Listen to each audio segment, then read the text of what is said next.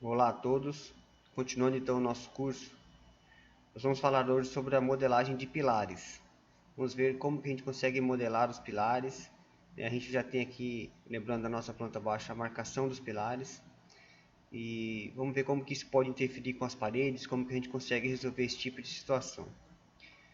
Primeira coisa vamos voltar aqui para a nossa planta a camada de pilares. Eu vou mostrar aqui como que eu conseguiria enxergar a planta baixa por baixo das paredes que já estão modeladas.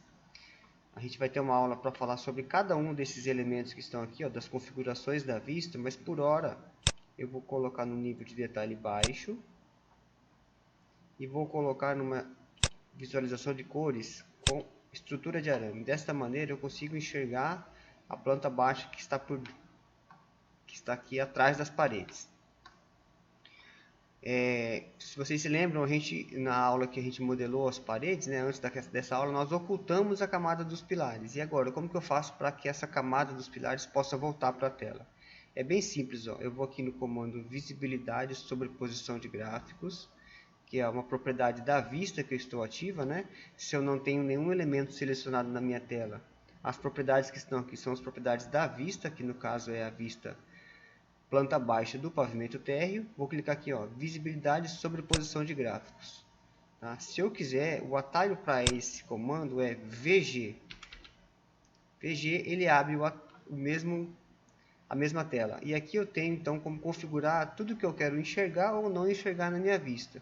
Seja nas categorias de modelo, de anotação ou nas categorias importadas, que é o que eu quero. A planta baixa ela fica dentro dessas categorias importadas. Então eu vou vir aqui, vou clicar no maisinho do lado e vou ver todas as camadas que fazem parte da planta baixa. Por isso, lá naquela aula de AutoCAD de importação da planta, eu falo bastante que é muito importante estar organizado essas camadas aqui no AutoCAD. Então, agora o que eu vou fazer? Eu vou marcar essa coluna que estava desmarcada. Por que essa camada estava desmarcada? Lá naquela aula, a gente ocultou essa camada nessa vista. Se eu der OK, agora eu consigo enxergar aqui a marcação dos pilares. Então vamos aproximar aqui, Eu vou usar aquele comando de medida, para mim medir qual é o tamanho desse pilar. Lembrando que o pilar ele está aqui dentro da parede. Então ele começa aqui até aqui, tem 14, daqui até aqui, 40. Então é um pilar de 14 por 40. Se você quiser fazer a medida dos outros, pode fazer, mas todos eles estão com a mesma medida. O comando para modelagem de pilares, ele fica aqui, dentro do menu arquitetura, eu tenho aqui a opção de pilar estrutural, tá? Eu até tenho aqui uma coluna arquitetônica, mas essa aqui seria mais para representação arquitetônica mesmo. O pilar estrutural já teríamos como fazer uma integração com softwares estruturais como Robot, então a gente preferencialmente vamos usar aqui, o estrutural. O mesmo comando está aqui, em estrutura coluna, o atalho é o mesmo, CL. Tá? Então vamos usá-los aqui. Nós temos aqui já algumas famílias prontas de pilares. Tá? Uma para pilar circular e outra retangular. Reparem que aqui eu não tenho o tamanho de pilar adequado para o nosso, que seria 14 por 40. O que eu faço? Bom, eu vou selecionar qualquer um deles, pode ser esse aqui 30 por 45. Clicar no botãozinho editar tipo e eu não vou simplesmente alterar aqui as cotas geométricas dele, porque o que acontece? Se eu faço isso, eu vou ter aqui um nome do pilar, o tipo do pilar com o nome e a geometria aqui diferente. Então o que eu vou fazer? Eu vou duplicar esse pilar aqui, de modo que eu tenha aqui um pilar com a nomenclatura correta, lembrando que o nome aqui eu escrevo do jeito que eu quero. E agora sim, agora eu posso vir aqui e alterar a geometria dele e está coerente agora a geometria com o nome lá. Vou dar OK. E aqui eu posso incluir o pilar. Diferentemente do que acontece com softwares como TQS, WebEric, que eu consigo escolher o ponto de inclusão do pilar, no Revit eu não consigo. Então é sempre pelo centro, E aqui então já tem nessa nossa planta já tem aqui as marcações para que eu possa inserir certinho o pilar pelo centro. Se eu precisar rotacionar, como é o caso desse aqui, ó, basta eu apertar a barra de espaço e ele rotaciona. Então eu vou inserir esse aqui, ó, só esse aqui, tá? Antes de inserir, eu vou alterar essa opção, ó. Nós não queremos, assim como acontece com as paredes, né? Se eu colocar linear, ele vai fazer da planta abaixo do térreo para baixo. Eu não quero da planta abaixo do térreo para cima. Então eu vou mudar a opção para altura e eu não vou deixar como não conectado. Eu vou deixar como conectado a pavimento 1. A mesma ideia do que acontecia com as paredes. Então, alterando essas opções aqui, basta eu vir aqui no pilar, ó, e inserir ele. Vou dar um ESC, vou inserir só esse. ESC duas vezes e sair do comando. Se eu for aqui na vista 3D e rotacionar,